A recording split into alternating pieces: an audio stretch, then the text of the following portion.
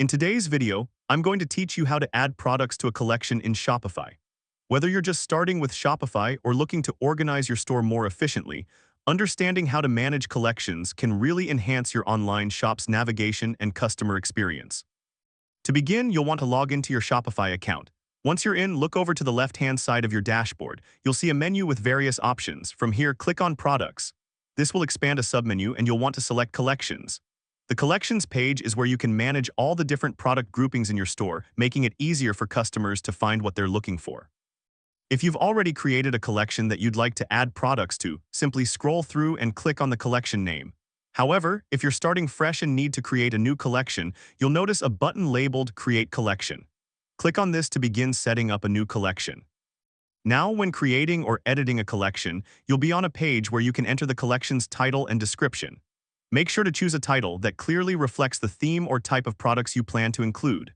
A well-crafted description can also help with SEO, so consider using keywords that potential customers might search for.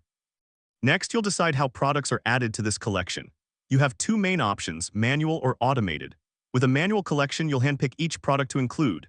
This gives you complete control but can be time-consuming if you have a large inventory. On the other hand, automated collections allow you to set conditions, like product tags or price ranges, and Shopify will automatically include any products that meet these criteria. After setting up how your products will be added, it's time to actually include them. If you chose a manual collection, you'll see an option to browse your products and add them one by one. Simply select the products you want and click Add.